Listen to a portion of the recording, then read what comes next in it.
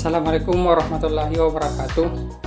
Perkenalkan, kami dari kelompok 6 akan menjelaskan tentang cara memperoleh modal usaha. Adapun anggota-anggota dari kelompok kami, yang pertama Haikal, saya sendiri, yang kedua Muhammad Basit Rahmat, dan yang ketiga adalah Agung Budisal. Baik, untuk materi pertama akan dijelaskan oleh saya sendiri. Cara memperoleh modal usaha. 1. Pengertian modal. Modal adalah hal paling penting yang harus Anda miliki untuk melakukan investasi, menjalankan sesuatu usaha, atau apapun yang dapat mendatangkan keuntungan. Sebenarnya, sekecil apapun kegiatan yang dilakukan, pasti akan membutuhkan modal. Yang kedua, jenis-jenis modal. Sebuah rencana bisnis yang berbentuk sederhana sekalipun mempunyai 3 jenis modal yang perlu untuk dibedakan sesuai dengan fungsinya. Berikut akan dibahas satu persatu. Berikut jenis-jenis modal usaha dan penjelasannya. A. Modal investasi. Modal ini adalah modal awal untuk membuka usaha dan sifatnya jangka panjang. Modal ini yang dipakai untuk misalnya menyewa toko, kendaraan, komputer, KKB, dan lain-lain. Modal ini jumlahnya besar, namun nilainya akan menyusut dari tahun ke tahun. B. Modal kerja. Modal jenis ini diartikan sebagai modal yang diperlukan untuk kebutuhan yang digunakan sehari-hari. Disebut juga dengan modal produksi. Modal ini sangat penting untuk memproduksi atau membeli barang usaha. Biasanya, modal ini sifatnya jangka pendek dan berfungsi sebagai modal untuk berjaga-jaga untuk berbagai variabel yang mungkin terjadi pada suatu usaha. C. Modal operasional. Modal ini adalah modal yang sudah ditentukan untuk dipakai membayar biaya bulanan yang akan menunjang operasional bisnis. Contohnya adalah biaya untuk listrik per bulan, gaji untuk karyawan, tarif air dan telepon, dan juga biaya retribusi. Modal seperti ini memang dimaksudkan untuk membayar tagihan di luar urusan bisnis. 3. Sumber-sumber modal. Pembagian modal usaha ada 2, yaitu pertama, modal aktif. Modal didasarkan pada wujud atau bentuknya yang terdiri atas A. Aktiva lancar, modal kerja atau modal kerja. Aktiva yang habis dalam 1 kali putaran proses produksi. Jangka waktu kurang 1 tahun, misal uang kertas, uang di bank, piutang. B. Aktiva tetap atau modal investasi.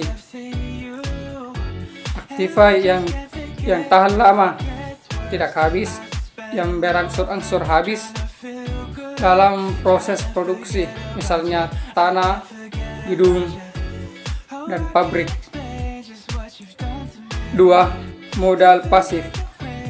Modal yang didasarkan pada sumbernya yang terdiri atas A. Modal sendiri, berasal dari pemilik usaha atau dana pribadi, dana cadangan, laba usaha, simpanan anggota. B. Modal asing atau ekstern, modal yang berasal dari luar perusahaan, bisa berupa pinjaman ataupun investasi, kredit bank, obligasi. Baik, mungkin cukup sekian penjelasan dari saya. Untuk pembahasan materi selanjutnya akan dijelaskan oleh anggota kelompok lain, yaitu Muhammad Basir Rahmat dan Agung Budisal. Kepada Muhammad Basir Rahmat saya persilakan untuk membahas materi selanjutnya. Terima kasih. Baiklah, saya akan melanjutkan materi yang telah dibaca oleh saudara Haikal. Langsung saja, silakan membaca materi yang saya bawakan. Beberapa pertimbangan yang perlu diperhatikan apabila ingin memperoleh suatu modal adalah sebagai berikut. Yang pertama, tujuan perusahaan. Perusahaan perlu mempertimbangkan tujuan penggunaan pinjaman tersebut, apakah untuk modal atau investasi atau modal kerja, apakah sebagai modal utama atau hanya sekedar modal tambahan, apakah untuk kebutuhan mendesak atau tidak. 2. Masa pengembalian modal dalam jangka waktu tertentu. Pinjaman tersebut harus dikembalikan ke kredito bank. Sebaiknya jangka waktu pinjaman disesuaikan dengan kebutuhan perusahaan. Ketiga, biaya yang dikeluarkan. Faktor biaya yang dikeluarkan harus dipertimbangkan secara matang. Hal ini penting karena biaya merupakan komponen produksi yang akan menjadi beban perusahaan dalam menentukan harga jual dan laba. Misalnya tingkat suku bunga dan biaya lain dibebankan kepada nasabah berbeda-beda antara satu dengan yang lainnya. Sebaiknya pilih bank yang mampu memberikan biaya yang paling rendah bagi perusahaan. Keempat, estimasi keuntungan besarnya. Keuntungan yang akan diperoleh pada masa-masa yang akan datang perlu menjadi pertimbangan. Estimasi keuntungan diperoleh dari selisih pendapatan dengan biaya dalam suatu periode tertentu. Besar kecilnya keuntungan sangat berperan dalam pengembalian dana suatu usaha. Oleh karena itu perlu dibuktikan estimasi pendapatan dan biaya sebelum memperoleh pinjaman modal. 4. Cara memperoleh pinjaman modal usaha. Ada 3 cara dalam memperoleh pinjaman modal usaha, yaitu A. Diajukan langsung kepada kantor cabang bank pelaksanaan. B. Mengisi daftar isi yang telah disediakan bank tersebut. C. Memberikan keterangan lengkap dan benar tentang perusahaan. Persyaratan yang ditetapkan pihak bank harus dipenuhi wirausahaan.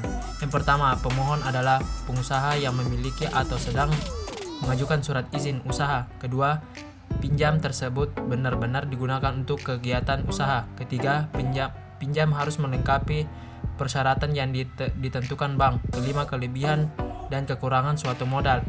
Modal sendiri maupun modal pinjaman masing-masing memiliki kelebihan dan kekurangan. Kelebihan dan kekurangan masing-masing modal adalah sebagai berikut. Yang pertama, kelebihan modal sendiri.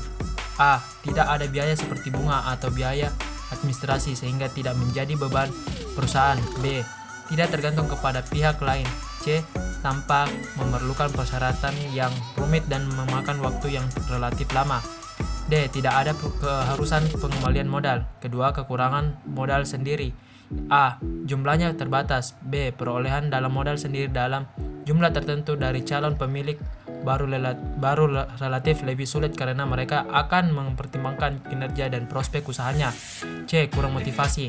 3. Kelebihan modal pinjaman. A. Jumlahnya tidak terbatas. B. Motivasi usaha tinggi.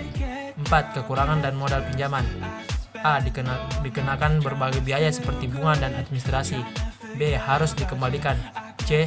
Beban moral. 5. Kelebihan modal campuran. Dapat mengatur komposisi modal yang diperlukan secara seimbang. Artinya, presentasi modal pinjaman disesuaikan dengan kebutuhan atas kekurangan modal sendiri. Itulah tadi materi yang saya bawakan. Sekian dari saya. Terima kasih. Selanjutnya saya akan menjelaskan lanjutannya. Manfaat modal dalam dunia usaha dapat dikatakan bahwa modal adalah nyawa perusahaan. Dengan begitu, dapat terus berjalan, bahkan dengan mengembangkan usahanya. Modal yang dimiliki oleh suatu perusahaan memberikan beberapa manfaat, di antaranya dapat digunakan untuk membayar gaji karyawan, dapat digunakan untuk membayar sewa tempat, dapat digunakan untuk menyediakan bahan produksi, dan dapat digunakan untuk simpanan perusahaan. Nah, yang terakhir, cara mendapatkan modal untuk usaha. Antaranya itu menggunakan tabungan pribadi, menjual harta pribadi, dan meminjam uang. Sekian dan terima kasih.